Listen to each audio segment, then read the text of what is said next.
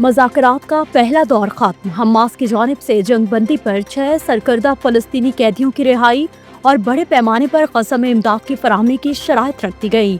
अरब media के मुताबिक Hamas इस बात की ज़मानत चाहती है कि इसराइल यरग़मालियों की रिहाई के बाद मुआहदे की पासदारी करे।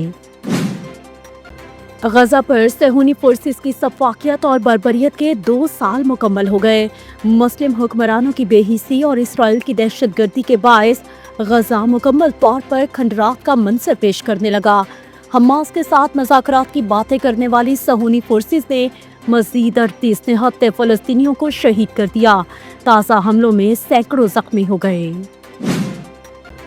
इसराइल एक पूरी कौम को मिटाने की मज़मूम कोशिश कर रहा है। माहौलियाती कारकुन ग्रेटा थनबर्ग का कहना है, हम पर जो जुल्म हुआ वो हम नहीं, असल जुल्म वो है जो गजा पर हो रहा है।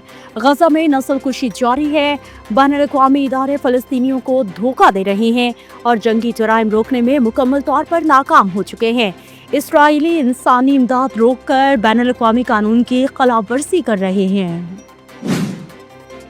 अक़वाम मुत्तहिदा में पाकिस्तानी काउंसलर साइमा सलीम ने कश्मीरी और फ़लस्तीनी ख़वातीन के तहफ़्फ़ुज़ का मुतालबा कर दिया। कहा, गजा में गुज़िश्ता साल जंग के दौरान मारे गए हर 10 अफराद में से 7 ख़वातीन थीं। आलमी बरादरी से अपील है कि बैनुल-अक़वामी कानून के तहत ख़वातीन को तहफ़्फ़ुज़ फराहम किया जाए। जिनसी तशद्दुद को बतौर जंगी हथियार इस्तेमाल करने वालों का एहतसाब यकीनी बनाया जाए। फ़लस्तीन और मकबूजा जम्मू कश्मीर के मसाइल हल किए बगैर अमन मुमकिन नहीं। अक़वाम मुत्तहिदा में पाकिस्तान के मुस्तकिल मंदूब आसिम इफ्तिखार का कहना है, अक़वाम मुत्तहिदा मसाइल के हल के लिए आगे आए।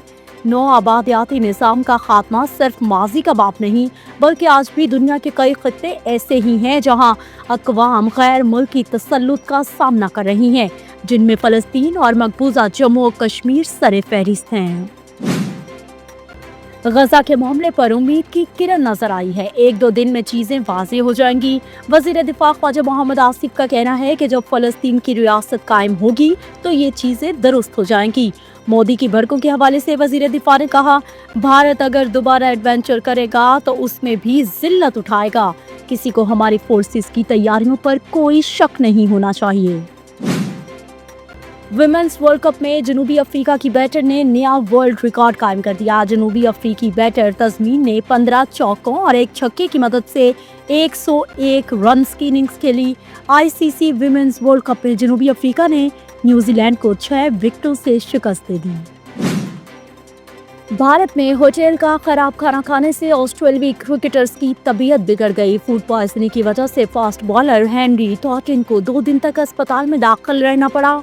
ऑस्ट्रेलिया ए के मजीद 3 खिलाड़ियों की तबीयत भी खराब हुई थी।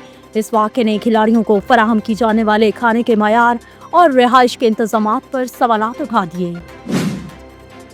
पाकिस्तानी फाइटर्स ने IMMAF वर्ल्ड चैंपियनशिप 2025 में शानदार कारकर्दगी दिखाकर दुनिया भर में नाम रोशन कर दिया। लाइट वेट कैटेगरी में शाहाब अली ने यूक्रेन, ज़ाम्बिया और ताजिकिस्तान के चैंपियंस को शिकस्त दी और फाइटर ऑफ द टूर्नामेंट का एजाज अपने नाम कर लिया। स्ट्रोक वेट कैटेगरी में अब्दुल मन्नान ने ज़ाम्बिया के फाइटर और मौजूदा आलमी चैंपियन अली योर को शिकस्त दे दी। फेदर वेट में आयान हुसैन ने बुल्गारिया के कादिर जान ईसा को मात दी। मैं मोहम्मद अब्दुल रहमान हूँ। मैं CS गेम में पार्टिसिपेट के लिए आया था। मैंने इस गेम में ब्रॉन्ज मेडल हासिल किया और पाकिस्तान स्पोर्ट्स बोर्ड और पाकिस्तान रेसलिंग फेडरेशन का बहुत शुक्रगुजार हूँ और पूरी कौम के लिए बहुत खुशी का पैगाम है कि मैंने इस गेम में ब्रॉन्ज मेडल हासिल किया।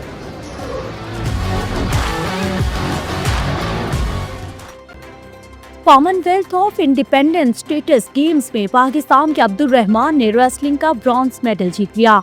अब्दुल रहमान ने तुर्कमानिस्तान के अब्दुल मुकीत नबी को शिकस्त दी। पाकिस्तानी रेसलर ने 65 किलोग्राम मुकाबलों में तीसरी पोजीशन की बाउट 10-5 से जीत ली।